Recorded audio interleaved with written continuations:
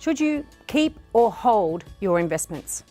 When headlines are negative and talk is all about falling property prices, investors get very nervous and start thinking about selling. And sometimes it's a good idea to cut your losses.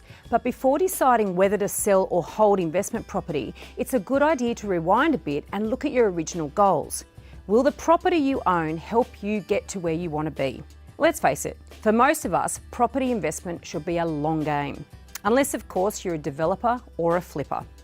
It costs so much to get onto the property ladder that we need a bit of time and good capital growth before we make a return on our investment.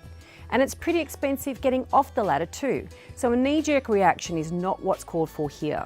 What is really important to recognise, however, is that not all property goes up in value.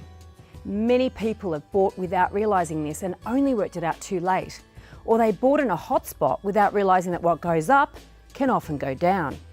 In the case of some mining towns, prices now are lower than they were before the boom and with little hope of recovery. Faced with the prospect of years with little or no growth, or even worse, negative growth, investors do need to make tough decisions.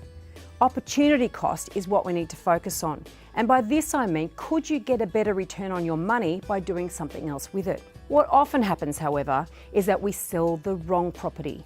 And by that I mean we sell the good ones and we keep the duds. The rationale all seem quite logical on the surface. Here's some examples. I'm selling this one because it's made money and can't possibly go up any further. Well, this might be true if you bought in a hotspot, but won't necessarily be true if you bought in a blue chip area. I remember thinking this myself about Sydney property prices back in 2003. Here's another. I'm not selling this one because I'll make a loss. Now, it sounds like you already made a mistake buying it in the first place, and while it may hurt in the short term, it could be really time to cut your losses. Here's another. I'm selling this one because it's the easiest one to sell. Now, alarm bells should be ringing here. Good assets are easier to sell than bad ones, which means that you'll offload the good one and keep the dud. Is that what you really want long term? And another. I'm not selling this one because I want to wait until it grows in value. It's got to go up eventually. I've got two words for you. Opportunity cost. What else could you be doing with that money while you're waiting or hoping for the market to do you a favour? And another, I'm selling this one because it's not positively geared. Well, whether something's positively geared or not depends on a number of factors, not the least being the amount of money you owe. Now, the risk here isn't so much in the amount of money that you've borrowed, it's actually in the quality of the asset.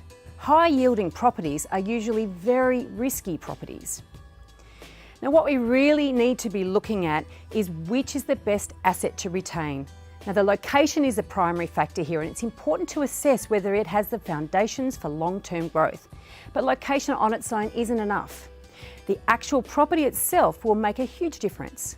Now, we've created a framework to help you work this out. It's a free download, and you'll find the link below in the notes. Don't fall into the trap of selling your best property and retaining those that are least likely to help you achieve your dreams of financial freedom. And if you do have a lemon in your portfolio, even though it's hard to face facts, the sooner you do, the better off you'll be.